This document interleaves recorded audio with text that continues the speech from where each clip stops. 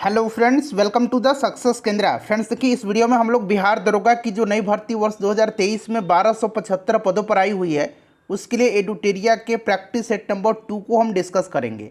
कल मैंने आपको सेट नंबर 1 कवर करा दिया था। अगर जिन्होंने सेट नंबर 1 नहीं देखा है, ज़रूर देख लीजिएगा। लिंक आपको आज के इस सेशन के डिस्क्रिप्शन बॉक्स में मिल जाएगा।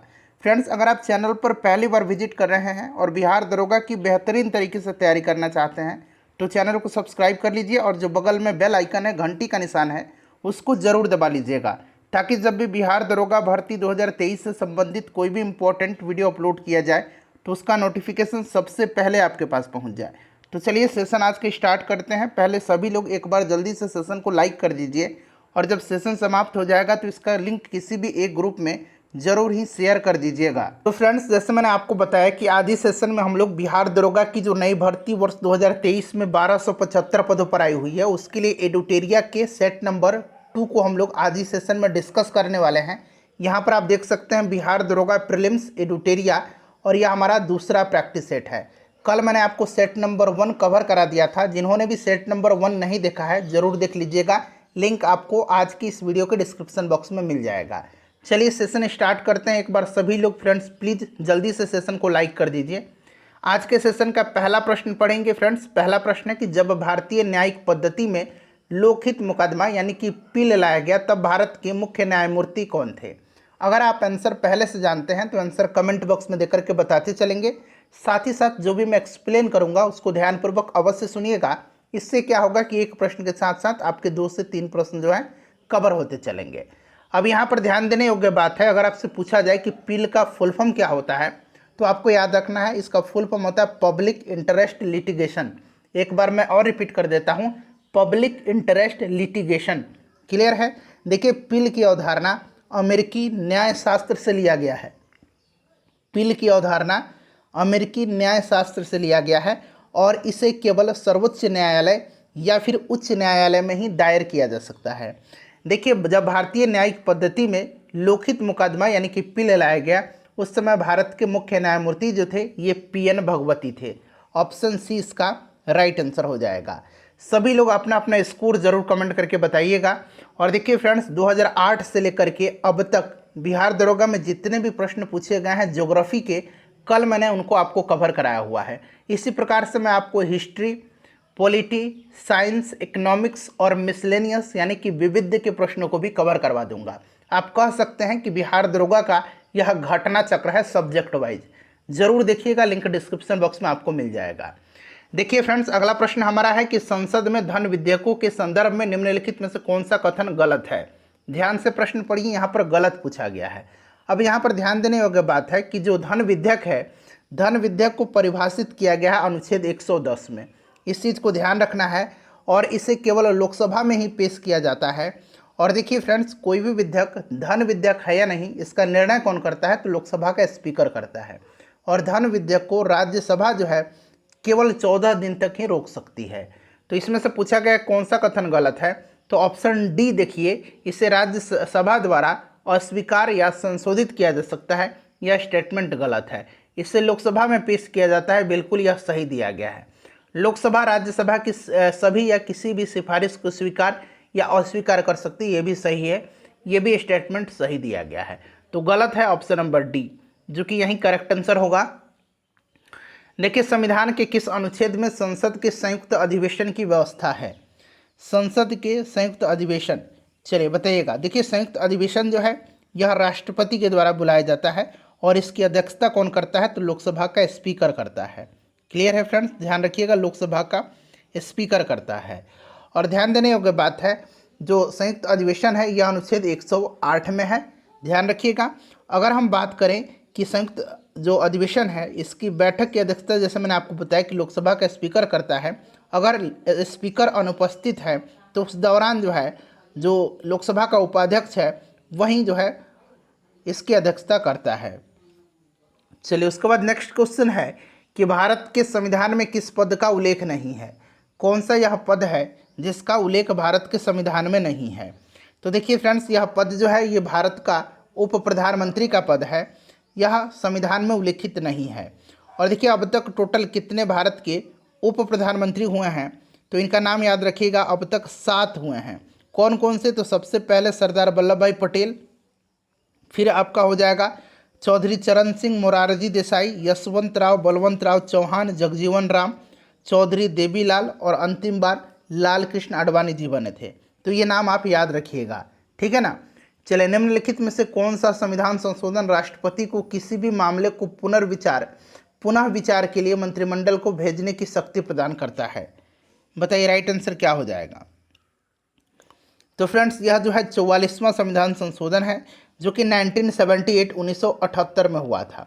ध्यान रखिएगा फ्रेंड्स, 44वां संविधान संशोधन अधिनियम 1978 राष्ट्रपति को किसी विषय को पुनर्विचार के लिए मंत्रिमंडल के पास भेजने की शक्ति प्रदान करता है, ठीक है ना। हालांकि ऐसे पुनर्विचार के बाद राष्ट्रपति को दी गई सलाह के अनुसार कार्य करना पड़ता है। अगला प्रश्न हमारा कि सर्वोच्च न्यायालय के न्यायाधीश बनने के लिए न्यूनतम आयु क्या है? यहाँ सर्वोच्च न्यायालय यानी कि सुप्रीम कोर्ट की बात की जा रही है, ठीक है ना। तो देखिए फ्रेंड्स, सर्वोच्च न्यायालय के न्यायाधीश बनने के लिए न्यूनतम आयु सीमा निर्धारित नहीं की गई है। एक बार कोई व्यक्ति अगर इस पद पर नियुक्त हो जाता है तो वह 65 वर्ष की आयु सीमा तक इस पद पर बना रहेगा। सर्वोच्च न्यायालय के न्यायाधीशों को पद एवं गोपनीयता की शपथ कौन दिलाता है? तो याद रखेंगे, ये भारत के राष्ट्रपति दिलाते हैं। क्लियर? तो इनमें से कोई नहीं राइट आंसर होगा। देखिए, भारत के राष्ट्रपति अपनी शक्तियों का प्रयोग करते हैं। बताएंगे सभी लोग इसका करेक्ट आंसर क्या होगा। तो आपने फ्रेंड्स पढ़ा है कि जो आर्टिकल 52 है, आर्टिकल 52 जो है, इसमें कहा गया है कि भारत का एक राष्ट्रपति होगा जिसमें संघ की कार्यपालिका शक्ति निहित होगी और इसका प्रयोग संविधान के अनुसार वह स्वयं या अपने अधीनस्थ अधिकारियों के माध्यम से करेगा। यह आर्टिकल 53 में कहा गया है। तो राइट आंसर सीधे अथवा अपने अधीनस्थ अधिकारियों के द्वारा। नेक्स्ट क्वेश्चन है हमारा कि भारत में पंचायती राज प्रतिनिधित्व करता है। भारत में पंचायती राज प्रतिनिधित्व करता है। अच्छा, पंचायती राज की बात करें, पंचायत की, तो पंचायत को 11वीं अनुसूची में रखा गया है।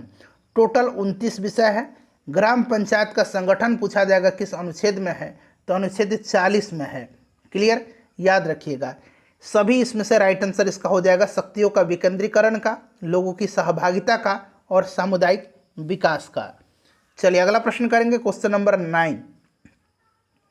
देखिए, क्वेश्चन नंबर 9 है कि भारत में राजनीतिक दलों का पंजीकरण निम्नलिखित प्रावधानों में से किसके अनुसार किया जाता है? बताइए राइट आंसर क्या हो जाएगा। राजनीतिक दलों का पंजीकरण, निबंधन, चुनाव आयोजित कराने संबंधी प्रावधान, चुनाव कराने की अधिसूचना, नामांकन पत्र दाखिल करने, नामांकन पत्रों की जांच तथा उम्मीदवारों द्वारा नाम वापस लेना। इन सभी प्रावधानों को जनप्रतिनिधि अधिनियम 1951 के तहत वर्णित किया गया है। जनप्रतिनिधि अधिनियम 1951। अगला प्रश्न करेंगे कि राज्य मानवाधिकार आयोग अपना वार्षिक प्रतिवेदन किसके समक्ष प्रस्तुत करता है?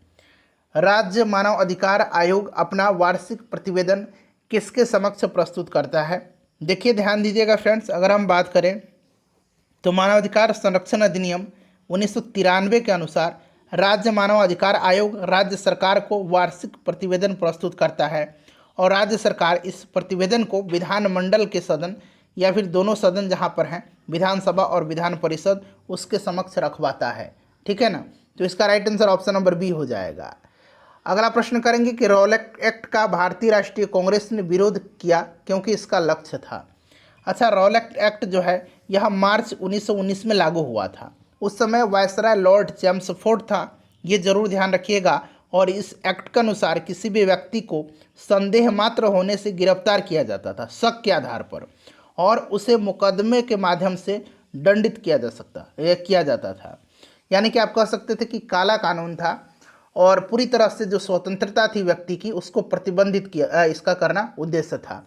तो व्यक्तिगत स्वतंत्रता को सीमित करना इसका राइट आंसर हो जाएगा। ठीक है ना, ध्यान रखिएगा, ऑप्शन डी करेक्ट आंसर हो जाएगा। निम्नलिखित में से कौन आत्मीय सभा के संस्थापक थे? एक बार सभी लोग प्लीज जल्दी से वीडियो को लाइक कर दीजिए फ्रेंड्स। देखिए, आत्मीय सभा की स्थापना जो है 1815 में राजा राममोहन राय ने किया था। ठीक है, ध्यान रखिएगा, 1815 या 14 भी कहीं कहीं आपको लिखा मिलेगा, तो घबराना नहीं है आपको। और देखिए, इन्होंने ही ब्रह्म समाज की स्थापना किया था 1828 में। स्वामी दयानंद सरस्वती जी ने 1875 में आर्य समाज की स्थापना किया था और स्वामी विवेकानंद जी ने रामकृष्ण मिशन और बेलूर मठ की स्थापना किया था, ये भी आप ध्यान रखिएगा। चलिए उसके बाद देखिए हुमायूं द्वारा लड़े गए 4 प्रमुख युद्धों में सही क्रम कौन सा है। तो ये 4 प्रमुख युद्ध पहले आपको याद रखना है। सबसे पहले देवरा का युद्ध, जो कब हुआ था, तो ये 1531 में देवरा का युद्ध हुआ था 1531 में। फिर चौसा का युद्ध हुआ था 1539 में। फिर कन्नौज या बिलग्राम का युद्ध हुआ था 1540 में। और आखिरी में सरहिंद का युद्ध हुआ था 1555 में। तो option number D right answer हो जाएगा देवरा 1531, यहाँ मैं लिख देता हूँ। चौसा 1539, कन्नौज 1540 और सरहिंद 1555, ये हुमायूं के द्वारा लड़े गए युद्ध हैं, याद रखेंगे आप। चलिए उसके बाद नेक्स्ट क्वेश्चन है कि मालाबार में मोपला विद्रोह 1921 किसका परिणाम था। मोपला विद्रोह 1921 में हुआ था मालाबार तट आधुनिक केरल में, ठीक है ना। और देखिए फ्रेंड्स, अगर हम बात करें तो इसका जो ट्रिगर का कारण था ना, ये खिलाफत आंदोलन जो 1920 से शुरू किया गया था। खिलाफत आंदोलन के साथ 1920 में जो असहयोग आंदोलन शुरू किया गया था, ठीक है ना, उसी का यह ट्रिगर था। तो यहाँ पर देखेंगे मालाबार में मोपला विद्रोह 1921 किसका परिणाम था, तो ये असहयोग आंदोलन का, खिलाफत आंदोलन के साथ इसको शुरू किया गया था, यही इसका मेन ट्रिगर था, ठीक है। चलिए उसके बाद देखिए किसने कहा था कि आज़ादी हमारी पहुंच के अंतर्गत है, हमें इसे कस करके पकड़ना चाहिए। ये स्टेटमेंट किसका है, तो फ्रेंड्स भारत छोड़ो आंदोलन के समय गांधी जी ने कहा था कि आज़ादी हमारे पहुंच के अंतर्गत है, हमें इसे कस करके पकड़ना चाहिए। और इसी अवसर पर महात्मा गांधी जी ने करो या मरो का नारा भी दिया था, आपको याद भी होगा। भारतीय राष्ट्रीय कांग्रेस के दूसरे मुस्लिम अध्यक्ष यानी कि द्वितीय मुस्लिम अध्यक्ष कौन थे। अच्छा, पहले मुस्लिम अध्यक्ष तो आप सभी लोगों को पता होगा बदरुद्दीन तैयब जी थे, जिन्होंने मद्रास में भारतीय राष्ट्रीय कांग्रेस के अधिवेशन की अध्यक्षता किया था। अच्छा, अगर पूछा जाए कि पहले विदेशी अध्यक्ष कौन थे, तो ये जॉर्ज यूल थे, जो कि 1800 कब, जॉर्ज यूल थे, जो आपका जो चौथा अधिवेशन हुआ था, ठीक है ना, मद्रास वाला 1887 में हुआ था, बदरुद्दीन तैयब जी ने किया था, पहले मुस्लिम अध्यक्ष थे। और 1888 में जो अधिवेशन हुआ था इलाहाबाद में, इसकी अध्यक्षता जॉर्ज यूल ने किया था, और पहले मतलब गैर भारतीय विदेशी थे ये। दूसरा हो जाएगा रहीमतुल्लाह सयानी, ठीक है ना, जिन्होंने 1896 के कलकत्ता अधिवेशन की अध्यक्षता किया था, और इसी अधिवेशन में पहली बार वंदे मातरम भी गाया गया था, यही अध्यक्ष थे। चलिए उसके बाद देखिए निम्नलिखित में से किस एक पुरास्थल से पाषाण संस्कृति से लेकर के हड़प्पा सभ्यता तक के सांस्कृतिक अवशेष प्राप्त हुए हैं। तो फ्रेंड्स यह प्राप्त हुआ है कहाँ से बताएंगे, तो यहाँ मेहरगढ़ से प्राप्त हुआ है। मेहरगढ़ से पाषाण संस्कृति से लेकर के हड़प्पा सभ्यता तक के सांस्कृतिक अवशेष प्राप्त हुआ है। चलिए अगला प्रश्न करेंगे, क्वेश्चन नंबर 18। देखिए गौतम बुद्ध को एक देवता का स्थान किस राजा के समय प्राप्त हुआ था, बताइए राइट आंसर क्या हो जाएगा। तो यह प्राप्त हुआ था कनिष्क के शासनकाल में। आपको याद होगा चतुर्थ बौद्ध संगति का आयोजन किया गया था, और कनिष्क के समय ही यह 2 संप्रदाय मतलब 2 भाग में हीनयान और महायान में विभाजित हो गया था, ठीक है ना। और महायान संप्रदाय जो मानने वाले लोग थे, इन्होंने बुद्ध को देवता माना और उनकी पूजा अर्चना शुरू किया था। चंद्रगुप्त मौर्य ने सेल्यूकस निकेटर जो था, सेल्यूकस निकेटर को किस वर्ष में पराजित किया था। अच्छा, ये सेल्यूकस निकेटर से आपको याद आ रहा होगा कि मेगास्थनीज जो आया था चंद्रगुप्त मौर्य के दरबार में, यह सेल्यूकस निकेटर का राजदूत था। मेगास्थनीज की पुस्तक का नाम भी याद रखिएगा, इंडिका इसकी पुस्तक का नाम है। पाटलिपुत्र के बारे में विस्तृत जानकारी मिलती है इंडिका से, ठीक है ना। अब चलिए सेल्यूकस निकेटर को कब पराजित किया था चंद्रगुप्त मौर्य ने, तो याद रखेंगे 305 ईसा पूर्व में, ठीक है ना। तो यहाँ पर देखिए 305 ईसा पूर्व दिया गया है। चलिए उसके बाद नेक्स्ट क्वेश्चन करेंगे कि रजत सिक्के जारी करने वाला प्रथम गुप्त शासक कौन था। रजत सिक्का, अच्छा गुप्त काल में जो रजत सिक्का था उसको रुपयक कहा जाता था, या रुपयका कहा जाता था, रुपयका या रुपयक कहिए, ठीक है ना। और जो सोने का सिक्का था उसको दीनार कहा जाता था, उसको दीनार कहा जाता था, दोनों ध्यान रखिएगा।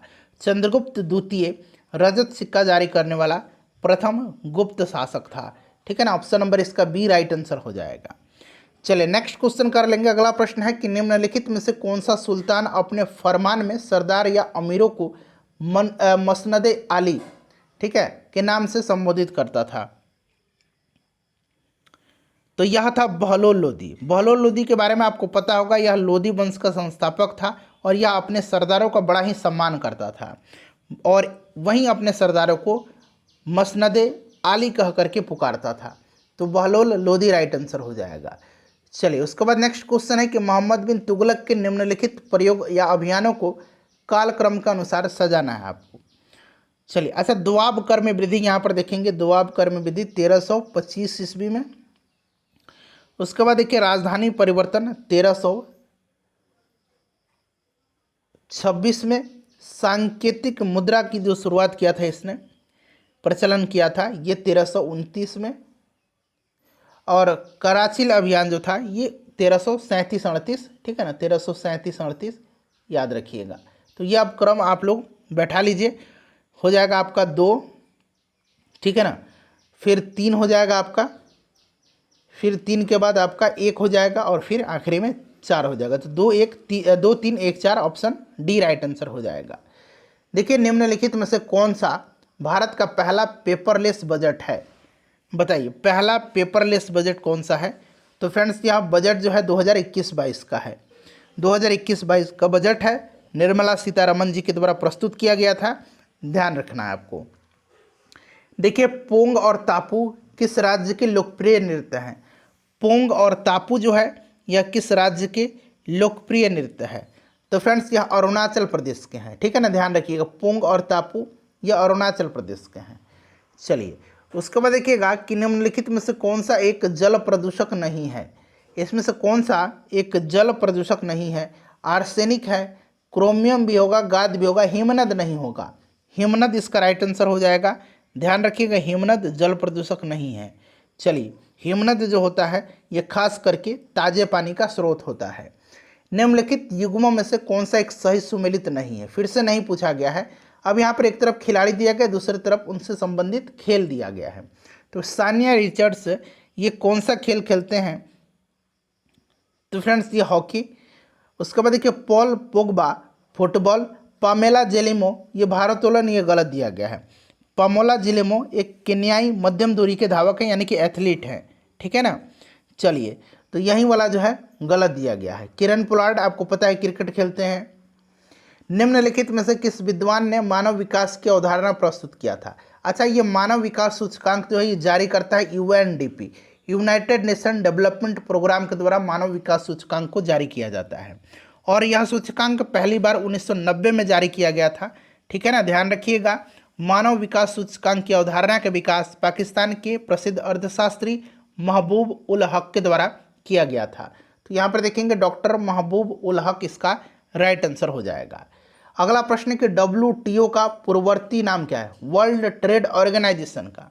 तो देखिए इसकी स्थापना 1 जनवरी 1995 को हुई थी गैट के स्थान पर। आपको पता है ना गैट के स्थान पर। गैट का फुल फॉर्म क्या होता है, general agreement on tariffs and trade होता है। तो यहीं गैट के स्थान पर हुई थी, ठीक है। इसका हेडक्वार्टर स्विट्जरलैंड के जेनेवा में है, ध्यान रखिएगा। चलिए क्वेश्चन नंबर 29 करेंगे। क्वेश्चन नंबर 29 है कि सिलिकॉन वैली जो है ये कहाँ पर स्थित है। सिंपल सा क्वेश्चन है। सिलिकॉन वैली जो है यह अमेरिका के सैन फ्रांसिस्को के खाड़ी क्षेत्र के दक्षिणी भाग में स्थित है, ठीक है ना। और यहाँ दुनिया की प्रमुख जितनी भी IT कंपनियाँ हैं वहीं पर हैं। तो ये आपका सैन फ्रांसिस्को हो जाएगा।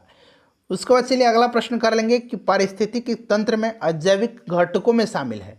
तो देखिए अजैविक घटक जो होते हैं यहाँ पर देखिए जैविक दिया गया, सॉरी अजैविक नहीं जैविक दिया गया, यानी कि बायोटिक दिया गया है। तो देखिए जैविक घटक में अगर हम बात करें तो इसमें उत्पादक, उपभोक्ता और अपघटक आते हैं, क्लियर ना। चलिए हवा, पानी, मिट्टी ये अजैविक घटक हैं, ये अजैविक घटक हैं, याद रखिएगा इनको। देखिए NGT की स्थापना, नेशनल ग्रीन ट्रिब्यूनल की स्थापना जो है भारत सरकार के द्वारा कब किया गया। सभी लोग आंसर इसका कमेंट करेंगे। बहुत ही बढ़िया प्रश्न है यह। चलिए बताइए। NGT का फुल फॉर्म मैंने आपको बता दिया, नेशनल ग्रीन ट्रिब्यूनल, ठीक है ना। और इसकी स्थापना हुई थी कब, तो इसकी स्थापना 2010 में हुआ था, ठीक है ना। और इसके अभी हम वर्तमान में अगर अध्यक्ष की बात करें तो जस्टिस प्रकाश श्रीवास्तव जो हैं ये अभी NGT के चेयरपर्सन हैं, ध्यान रखिएगा, ठीक है ना। कौन, तो जस्टिस प्रकाश श्रीवास्तव, याद रखिएगा नाम इनका। चलिए उसके बाद देखिएगा कि जैविक ऑक्सीजन डिमांड BOD एक प्रकार का प्रदूषण सूचकांक है, बताएंगे। तो फ्रेंड्स यह जो है एक प्रकार का जलीय वातावरण का सूचकांक है प्रदूषण का, जलीय वातावरण का। ठीक है, चलिए उसके बाद नेक्स्ट क्वेश्चन है हमारा कि राष्ट्रीय युवा दिवस 2023 का विषय क्या था। राष्ट्रीय युवा दिवस प्रत्येक वर्ष जो है 12 जनवरी के दिन स्वामी विवेकानंद जी के जन्म दिवस के उपलक्ष्य में मनाया जाता है। 2023 में इसका विषय क्या था, विकसित युवा विकसित भारत। ठीक है ना, तो यहाँ पर विकसित युवा विकसित भारत हो जाएगा। और अंतर्राष्ट्रीय अगर युवा दिवस पूछेगा तो अंतर्राष्ट्रीय युवा दिवस 12 अगस्त के दिन मनाया जाता है। ठीक है, और राष्ट्रीय युवा दिवस 12 जनवरी के दिन, दोनों ध्यान रखना आपको। चलिए, हाल ही में प्रसिद्ध व्यक्तित्व वाणी जयराम का निधन हो गया, उनका संबंध किस क्षेत्र से था। तो वाणी जयराम का संबंध संगीत से था। ठीक है ना, यह एक पार्श्व गायिका थी, याद रखेंगे। तो राइट आंसर इसका हो जाएगा संगीत। उसके बाद देखिए 74वें गणतंत्र दिवस की झांकी में किस राज्य की झांकी को प्रथम स्थान दिया गया था। बड़ा इंपॉर्टेंट क्वेश्चन है, बिहार की एग्जाम में यह पूछा जा चुका है। तो यह उत्तराखंड हो जाएगा, उत्तराखंड इसका करेक्ट आंसर हो जाएगा। और देखिए फ्रेंड्स, अगर हम बात करें 74वें गणतंत्र दिवस के अवसर पर मुख्य अतिथि कौन थे, तो ये मिस्र के राष्ट्रपति अब्दुल फतेह अल सीसी थे, ध्यान रखना आपको। देखिए, दादा साहब फाल्के अंतर्राष्ट्रीय पुरस्कार हेतु किस फिल्म को बेस्ट फिल्म के लिए चुना गया है, बताएंगे इसका राइट आंसर क्या हो जाएगा। किस फिल्म को बेस्ट फिल्म के लिए चुना गया है,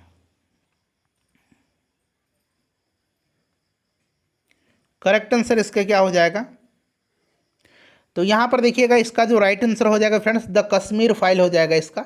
ठीक है ना, द कश्मीर फाइल को जो है बेस्ट फिल्म का पुरस्कार दिया गया है, ध्यान रखना। और जो फिल्म ऑफ द ईयर अगर पूछेगा तो RRR को फिल्म ऑफ द ईयर दिया गया है। ठीक है, और दादा साहब फाल्के अवार्ड 2023 से वाहिदा रहमान जी को पुरस्कृत किया गया है। यह इंपॉर्टेंट क्वेश्चन है, आपको ध्यान रखना है। ठीक है ना, अगर पूछा जाए आपको कि who one the national award, मतलब दादा साहब फाल्के अवार्ड 2023, तो आपको याद रखना है ये वाहिदा रहमान है। 53वां दादा साहब फाल्के पुरस्कार से इनको सम्मानित किया गया, वाहिदा रहमान को।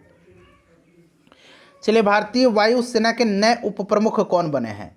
भारतीय वायुसेना के नए उप प्रमुख कौन बने हैं, तो देखिए अब बन गए हैं कौन, तो अब एयर मार्शल आशुतोष दीक्षित बने हैं। एयर मार्शल आशुतोष दीक्षित, नाम नहीं है इसमें, तो आपको याद रखना है एयर मार्शल आशुतोष दीक्षित। ठीक है ना, यहाँ ऑप्शन में उनका नाम छूट गया है। ये जो थे पहले अमरप्रीत सिंह थे, तो अमरप्रीत सिंह अब बदल गए हैं, मैं बिल्कुल अपडेट करके आपको बता रहा हूँ। ये आशुतोष दीक्षित बने हैं। चलिए, उसके बाद देखिए आर्थिक सर्वेक्षण 2023 के अनुसार नारियल उत्पादन में किस राज्य का प्रथम स्थान है। नारियल उत्पादन में प्रथम स्थान पर जो है यह केरला है, केरला राइट आंसर हो जाएगा। दूसरे स्थान पर कर्नाटक है, तीसरे स्थान पर तमिलनाडु है। चलिए, कॉफ़ी उत्पादन में कर्नाटक सबसे आगे है, आपको ध्यान रखना है। 17वां वन स्थिति रिपोर्ट 2021 के अनुसार भारत के कितने राज्य या केंद्र शासित प्रदेश ने 33% भूभाग पर वन आवरण का लक्ष्य जो है ये प्राप्त कर लिया है। चूँकि ये 17वां था, तो इस तरह से रिलेट करके आप 17 याद रखिएगा। 17 राज्य और केंद्र शासित प्रदेश हैं जिन्होंने 33% का जो टारगेट था उसको अचीव कर लिया है। ठीक है, और देश का कुल वन आवरण और वृक्षावरण कितना है इस रिपोर्ट के अनुसार, तो ये भी आपको याद रखना है 24.62%। ठीक है ना, ये आंकड़ा भी आप याद रखिएगा। चलिए, 40 नंबर प्रश्न हमारे कि पहली बार BCCI द्वारा आयोजित महिला प्रीमियर लीग 2023 में कुल कितनी टीम भाग लिया। तो ये टीम जो है भाग लिया था, टोटल 5 टीम है। और जो ये आपका WPL था, वुमेन प्रीमियर लीग, इसको जीता किसने है, तो मुंबई ने जीता है। ठीक है ना, मुंबई ने जीता है, ध्यान रखिएगा। सबसे महंगा खिलाड़ी इसमें स्मृति मंधाना थी। चलिए, उसके बाद अगला प्रश्न है कि नवोदित लेखकों को प्रोत्साहित करने के उद्देश्य से भारत सरकार ने किस योजना की शुरुआत किया है। तो यह योजना जो है यह कौन सी योजना है, तो यह योजना 2.0 है, युवा 2.0। ठीक है ना, ध्यान रखिएगा, युवा 2.0। और यह योजना नेशनल बुक ट्रस्ट के माध्यम से लागू किया गया है।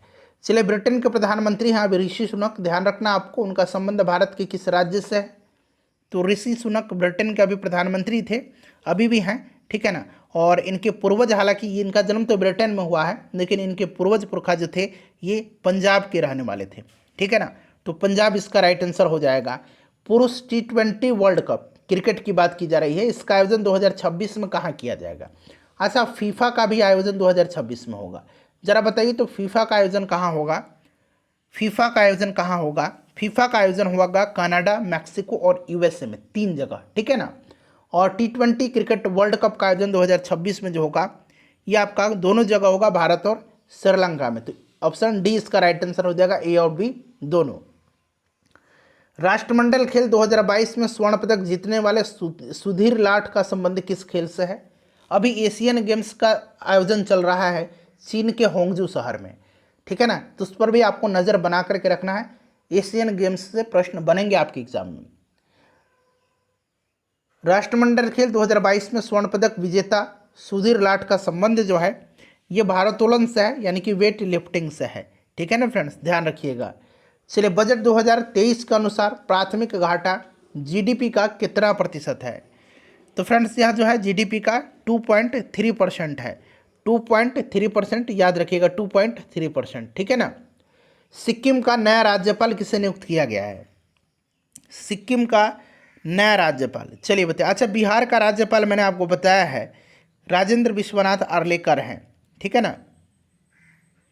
और यहाँ पर आपको सिक्किम का पूछा गया है, तो आपको बताना है सिक्किम का राज्यपाल अभी कौन है।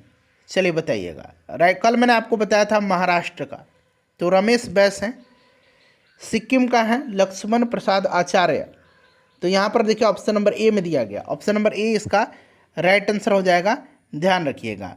चलिए, यूनिसेफ इंडिया के नए राजदूत कौन बने हैं? यूनिसेफ इंडिया के, तो फ्रेंड्स ये आयुष्मान खुराना बने हैं, आयुष्मान खुराना, ध्यान रखिएगा।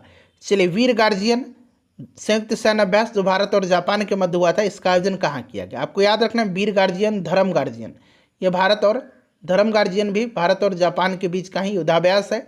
इसका आयोजन वीर गार्जियन का कहाँ पर किया गया था? तो इसका आयोजन किया गया था कहाँ पर? तो राइट आंसर इसका ऑप्शन नंबर ए हो जाएगा, ठीक है ना, हायाकुरी में। क्लियर, हायाकुरी में। चलिए, नेक्स्ट क्वेश्चन करेंगे। अगला प्रश्न है कि प्रधानमंत्री नरेंद्र मोदी द्वारा आदि महोत्सव का शुभारंभ कहाँ किया गया था? आदि महोत्सव का शुभारंभ जो है यह नई दिल्ली के मेजर ध्यानचंद नेशनल स्टेडियम में किया गया। तो आपका नई दिल्ली हो जाएगा। T20 cricketer of the year 2022। अब देखिए 3 प्रश्न यहाँ से बनेगा। एक तो T20 cricketer of the year 2022, एक ODI क्रिकेटर हो जाएगा और एक टेस्ट क्रिकेट का हो जाएगा। टेस्ट क्रिकेट का अगर पूछा जाए तो बेन स्टोक्स को, इंग्लैंड के हैं। ODI बाबर आजम को, पाकिस्तान के। और T20 का सूर्य कुमार यादव को, ठीक है ना। चलिए, नेक्स्ट क्वेश्चन हमारा कि पद्म विभूषण पुरस्कार 2023 से सम्मानित श्रीनिवास वर्धन का संबंध किस क्षेत्र से है?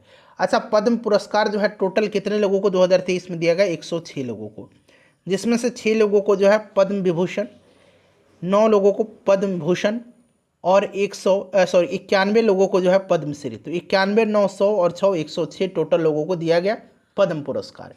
पद्म विभूषण 6 लोगों को दिया गया था और इनमें से एक हैं श्रीनिवास वर्धन, इनका संबंध है विज्ञान से, ठीक है ना। ऑप्शन ए राइट आंसर हो जाएगा। चलिए, उसके बाद अब 51 के बाद यहाँ से करेंगे 52 नंबर को। देखिए, प्रसिद्ध राजनीतिक शरद यादव जिनका हाल ही में निधन हो गया था, कितनी बार लोकसभा हेतु चुने गए थे? बताइएगा।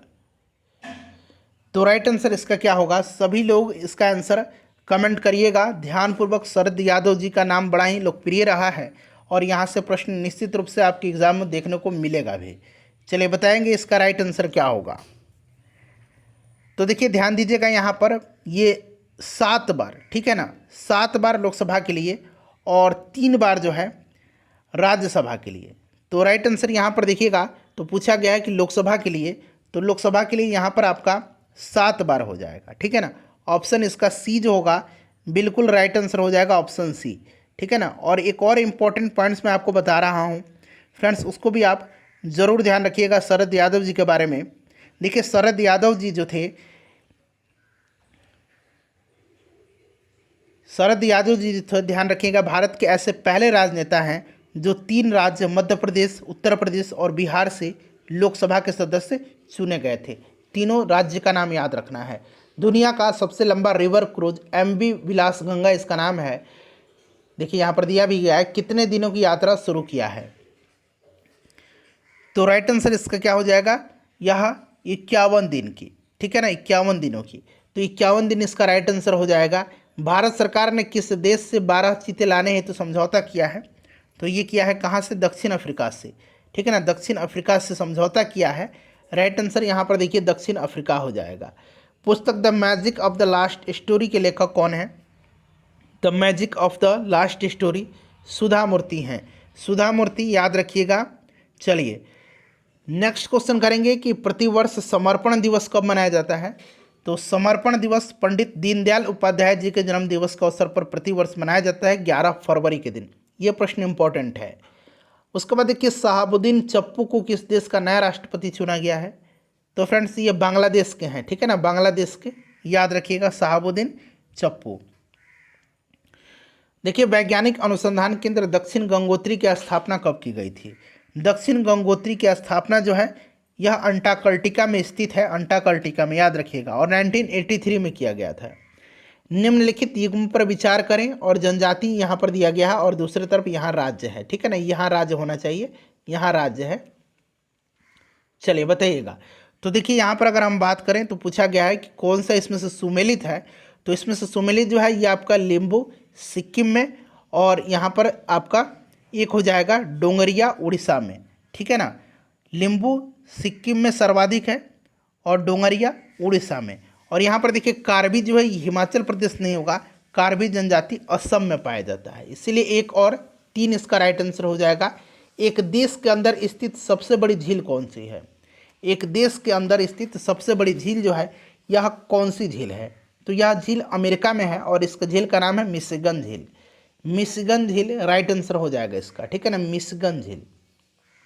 चलिए उसके बाद देखिएगा कि वायुमंडल में हाइड्रोजन का प्रतिशत मात्रा कितना है?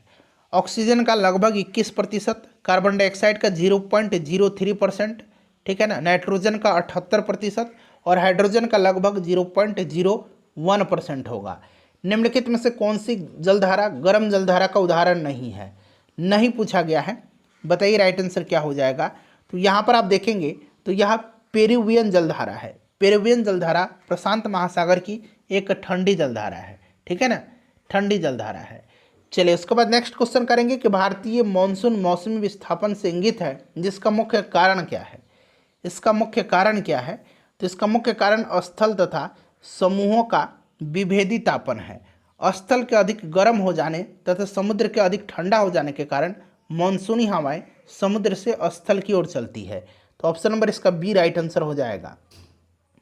नौकरेक जौमंडल क्षेत्र जो है किस राज्य में है? नौकरेक, तो नौकरेक जो है फ्रेंड्स आपको पता है ये मेघालय में है, मेघालय में है, मेघालय राइट आंसर होगा। कौन सा डेल्टा कैंप कोमोरिन एवं कृष्णा डेल्टा के मध्य स्थित है? केप कोमोरिन इसको कहते हैं, इस तरह से केप, ठीक है ना, केप, यहाँ पर कैंप हो गया तो केप कोमोरिन आपने पढ़ा भी है। तो फ्रेंड्स राइट आंसर इसका हो जाएगा आपका कोरोमंडल तट, कोरोमंडल तट। ठीक है ना। चलिए उसके बाद नेक्स्ट क्वेश्चन करेंगे कि निम्नलिखित में से किसकी कोई इकाई नहीं होती है? कोई भी यूनिट नहीं है, बताइए। दाब का तो आपको पता है न्यूटन पर मीटर स्क्वायर, जिसको कि पास्कल बोलते हैं, इस तरह से दाब का न्यूटन पर मीटर स्क्वायर जिसको पास्कल बोलते हैं। घनत्व का किलोग्राम पर मीटर क्यूब होता है। विस्थापन का मीटर होता है। तो ये सापेक्षिक घनत्व का कोई भी यूनिट नहीं होता है।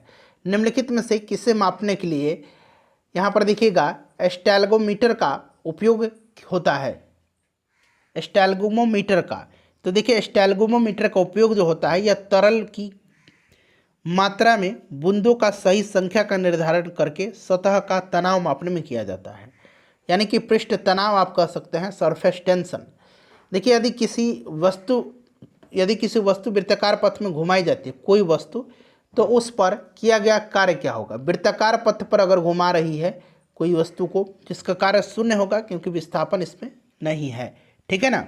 चलिए उसके बाद देखिएगा कि ऊर्जा के संबंध में निम्न में से कौन सा कथन सत्य नहीं है? ऊर्जा के संबंध में कौन सा कथन सही है? सही नहीं है, ध्यान से पढ़िएगा।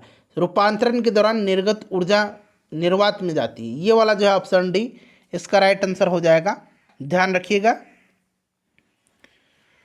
चलो उसके बाद देखिएगा कि एक पत्थर किसी स्प्रिंग तुला पर बंधा हुआ है, निम्नलिखित स्थितियों में से कौन सी स्प्रिंग तुला के रीडिंग में सबसे कम भार दिखाएगी? चलिए चारों ऑप्शन को पढ़िए और आंसर बताइए। जब वह पत्थर किसी बीकर के लिए पानी में पूरी तरह से निमज्जित होगा। ठीक है ना। तो राइट आंसर यहाँ पर ऑप्शन नंबर सी होगा, इसका correct answer option number C हो जाएगा। उसके बाद देखिएगा कि बोरोसिलिकेट ग्लास बर्तन का माइक्रोवेव ओवन में प्रयोग किया जाता है क्योंकि, बताइए इसका राइट आंसर क्या हो जाएगा। इसका करेक्ट आंसर क्या होगा, तो यह अत्यधिक ऊष्मा प्रतिरोधी होता है। ऑप्शन नंबर बी इसका राइट आंसर होगा। ठीक है ना, क्योंकि यह अत्यधिक ऊष्मा प्रतिरोधी होता है। किसी विस्फोट के कारण समुद्र के तल पर बनने वाली लहरें होती हैं। तो ये जो लहर होती है समुद्र के तल पर किसी विस्फोट के कारण, यह अनुदैर्घ्य तरंग होती है और समुद्र की सतह पर बनने वाली लहरें अनुप्रस्थ होती है। विस्फोट के कारण अनुदैर्घ्य होगी और जो अपने से समुद्र की लहर से बनती है वो अनुप्रस्थ होगी। ठीक है ना। चलो उसके बाद अगला प्रश्न है कि हाइड्रोजन अणु का नाभिक किससे बना होता है। हाइड्रोजन में न्यूट्रॉन नहीं होता है, इस बात को आप ध्यान रखिएगा। प्रोटॉन होता है केवल इसमें। तो राइट आंसर यहाँ पर केवल एक प्रोटॉन हो जाएगा। 3 इसके समस्थानिक हैं। ठीक है ना, ये भी आप ध्यान रखिएगा। चलिए 74 नंबर करेंगे कि निम्न में से कौन सा विकल्प सहसंयोजक यौगिक का गुण नहीं है। कौन सा विकल्प सहसंयोजक यौगिक का गुण नहीं है, बताइए राइट आंसर। सहसंयोजी आबंध युक्त यौगिकों को सहसंयोजी यौगिक कहा जाता है। सहसंयोजी यौगिक परमाणु के बीच इलेक्ट्रॉनों के साझे के द्वारा यह बॉन्ड बनता है। इसका गुण क्या क्या है, तो निम्न गलनांक और क्वथनांक। तो यहाँ पर आप देखेंगे कौन सा नहीं पूछा गया, तो यहाँ पर उच्च दिया गया, जबकि निम्न गलनांक और क्वथनांक होता है। ऊष्मा और विद्युत कई कुचालक होते हैं, सही है, सही नहीं है। ठीक है ना। चलिए तो बाकी यहाँ पर जो है सही दिया गया। यहाँ पर ऊष्मा और दुर्बल चालक दिया गया ना, ठीक है। ये कुचालक नहीं होते, दुर्बल ये चालक जरूर होते हैं। जल में अविलय और कार्बनिक विलयों में ये विलय होते हैं, ये भी सही दिया गया है। चलिए उसके बाद देखिएगा कि इथेनॉल को इथेन में परिवर्तित करने के लिए डिहाइड्रेटिंग एजेंट के रूप में किसका प्रयोग किया जाता है। तो इथेनॉल को इथेन में परिवर्तित करने के लिए डिहाइड्रेटिंग एजेंट के रूप में सांद्र सल्फ्यूरिक एसिड का, सांद्र सल्फ्यूरिक अम्ल का इस्तेमाल किया जाता है। आधुनिक आवर्त सारणी में प्रथम धात्विक तत्व को, यानी कि धातु पूछा गया है। तो पहला धातु तो जो है वो आपको पता ही है, लिथियम है। जबकि पहला जो अधात्विक पूछा गया तो हाइड्रोजन आपको पता है, तो लिथियम हो जाएगा। देखिए उदासीन गैसीय परमाणु के बाह्यतम कक्षा या कोश से एक इलेक्ट्रॉन को हटाने के लिए निम्न में से किसकी आवश्यकता होती है। तो ये आवश्यकता किसकी होती है, तो ये आयनन ऊर्जा की। आयनन ऊर्जा, देखिए आवर्त सारणी के वर्ग में ऊपर से नीचे जाने पर आयनन ऊर्जा घटती है, और किसी आवर्त में वर्ग में ऊपर से नीचे, वर्ग में जब ऊपर से नीचे जाएगी तो ये घटेगी। और आवर्त की बात करें तो बाएं से जब दाएं जाएगा तो आयनन ऊर्जा बढ़ता है। इस बात को आप ध्यान रखिएगा। ऑप्शन ए राइट आंसर हो जाएगा। निम्नलिखित में से प्रति अम्ल के संघटक के रूप में किसका प्रयोग किया जाता है। प्रति अम्ल के संगठक के रूप में किसका प्रयोग किया जाता है, तो फ्रेंड्स यह किया जाता है सोडियम हाइड्रोजन कार्बोनेट का, सोडियम हाइड्रोजन कार्बोनेट का। ठीक है ना, NaH इस तरह से लिखा जाता है, CO3, जिसको कि हम लोग खाने वाला सोडा भी कहते हैं। ठीक है ना। चलिए यह एक क्षारीय यौगिक होता है और इसका उपयोग प्रतिअम्ल के संगठक के रूप में त्वचा रोगों की दवा बनाने और अग्निशामक में भी किया जाता है। ठीक है ना। चलिए उसके बाद देखिएगा कि जब सिल्वर ब्रोमाइड सूर्य की रोशनी में रखा जाता है तब कौन सी गैस बनती है। सिल्वर ब्रोमाइड को जब सूर्य की रोशनी में रखा जाता है तो यह ब्रोमीन गैस बनती है। ब्रोमीन गैस इसका राइट आंसर हो जाएगा। उस प्रक्रिया को क्या कहते हैं जिसके द्वारा कोई धातु अपने आसपास उपस्थित नमी, एसिड इत्यादि द्वारा प्रभावित होती है। तो सिंपल सा बात है, उसको हम लोग कहेंगे संक्षारण। ठीक है ना, संक्षारण कहते हैं, संक्षारण इसका राइट आंसर हो जाएगा। निम्नलिखित में से कौन सा शब्द पशु व्यवहार के जैविक अध्ययन का सबसे अच्छा वर्णन करता है। पशु व्यवहार का जैविक अध्ययन जो है यह इथोलॉजी कहलाता है। ठीक है ना, इथोलॉजी इसका राइट आंसर हो जाएगा। इथनोलॉजी मानव जाति के विज्ञान का अध्ययन है। इटियोलॉजी जो है यह रोगों के कारण का अध्ययन है। और एंटोमोलॉजी बड़ा इंपॉर्टेंट है, कीटों का अध्ययन एंटोमोलॉजी कहलाता है, कीट विज्ञान जिसको बोलते हैं। ठीक है ना। चलिए किस कोशिकांग को कोशिका का मास्टर कहा जाता है। कोशिका का मास्टर कहा जाता है किसको, तो फ्रेंड्स यह नाभिक को कहा जाता है। नाभिक कोशिका के DNA की ब्लूप्रिंट के अवयव अपने अंदर समाहित करती है। ठीक है ना, तो ये आपको नाभिक हो जाएगा। पावर हाउस कहा जाता है माइटोकॉन्ड्रिया को। प्रोटीन की फैक्ट्री कहा जाता है राइबोसोम को, आत्महत्या की थैली कहा जाता है लाइसोसोम को, ठीक है ना। निम्नलिखित में से कौन सा अस्थायी उत्तक ऐसे पौधों को कठोर और मजबूत बनाते हैं। देखिए ये प्रश्न बड़ा महत्वपूर्ण है। तो यह जो है यह कौन सा है, तो यह एस्क्लेरेन्काइमा है। एस्क्लेरेन्काइमा इसका राइट आंसर हो जाएगा। उसके बाद चलिए नेक्स्ट क्वेश्चन, निम्नलिखित में से कौन सा दूध का प्रोटीन है। दूध में पाया जाता है केसिन। केसिन के कारण दूध का रंग सफ़ेद होता है, ठीक है ना, सफ़ेद होता है, ध्यान रखिएगा। चलिए उसके बाद नेक्स्ट क्वेश्चन करेंगे 85 नंबर। प्रश्न है कि जिन अंगों की मूल संरचना भिन्न होती है लेकिन दिखने में एक जैसे होते हैं और उनके कार्य भी समान होते हैं, उन्हें क्या कहा जाता है। तो फ्रेंड्स आपको पता है ना, उनको समरूप अंग कहा जाता है। उनको क्या कहा जाता है, उनको समरूप अंग कहा जाता है। समरूप अंग इसका राइट आंसर हो जाएगा, समरूप अंग कहा जाता है। उसके बाद देखिए निम्नलिखित में से कौन सा एक अंतः परजीवी का उदाहरण है। अंतः परजीवी का उदाहरण इसमें से कौन सा है, तो अंतः परजीवी का उदाहरण इसमें से आपका फीता कृमि है। फीता कृमि, ठीक है ना, इंडो पैरासाइट, अंतः परजीवी, अंतः परजीवी इंडो पैरासाइट। ऑक्टोपस के खून का रंग कैसा होता है। ऑक्टोपस मोलास्का संघ के अंतर्गत आता है। और देखिए फ्रेंड्स इसका जो खून का रंग होता है ना, ये नीला होता है। उसके बाद देखिए मानव शरीर के किस अंग पर एंजियोप्लास्टी की जाती है। एंजियोप्लास्टी जो है ये किया जाता है, एंजियोप्लास्टी कब किया जाता है, जब दिल का दौरा या स्ट्रोक जो आता है ना, उसकी समस्याओं के बाद एंजियोप्लास्टी का सहारा लेते हैं डॉक्टर। राइट आंसर हृदय हो जाएगा इसका।